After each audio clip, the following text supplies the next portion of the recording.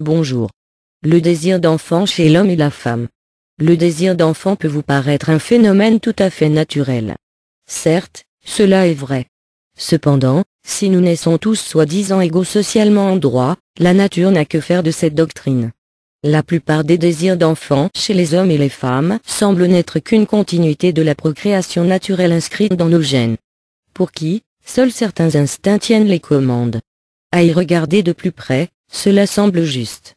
Pourtant, la différence entre les hommes et les femmes par rapport à ce désir est plus que flagrante.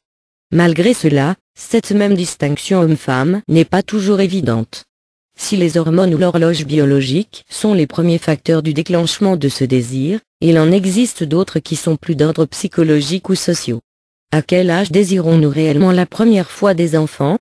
Comment vient à naître ce désir dans notre esprit? Sommes-nous conditionnés à en avoir sans réflexion? Que dire de ceux qui n'y pensent jamais? Pour la grande majorité des femmes, la maternité est une étape essentielle de la vie. Dès l'enfance, la plupart des petites filles jouent sérieusement à la maman. Serait-ce inscrit dans leur gène? Certainement. Le biologique a tendance à parler très tôt dans le corps d'une fille. Jouer à la poupée ou à la dinette, faire attention aux bébés animaux, penser au mariage pour avoir des enfants plus tard fait partie d'un système d'identification, qu'une petite fille s'octroie, comme une organisation de son identité chromosomique et sociale, dont le seul but est de s'affirmer à devenir mère un jour.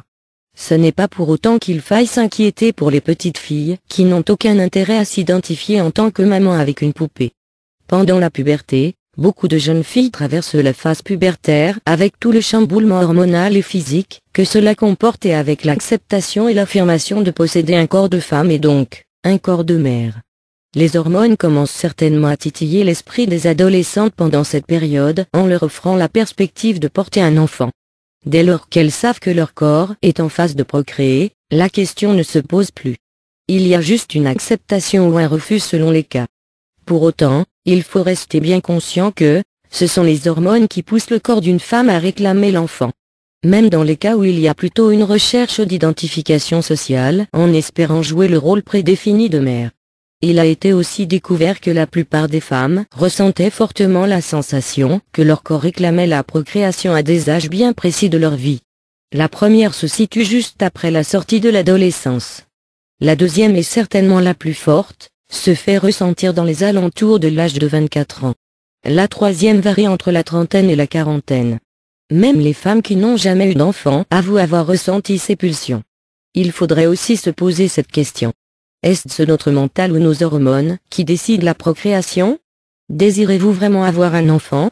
Ou êtes-vous simplement mené par la mécanique interne de votre corps guidé par vos sens? Le désir d'enfant chez les hommes.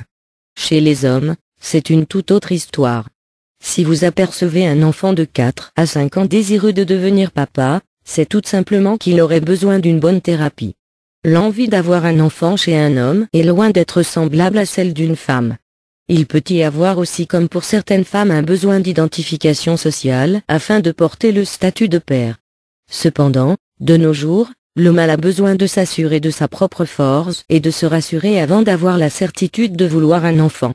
L'envie d'enfant est beaucoup plus posée sur une idéologie pragmatique, avec une satisfaction du contrôle et de gestion de l'avenir. Même si l'on dit que l'instinct maternel des femmes est une garantie de protection pour l'enfant, l'instinct paternel se situe dans un tout autre contexte.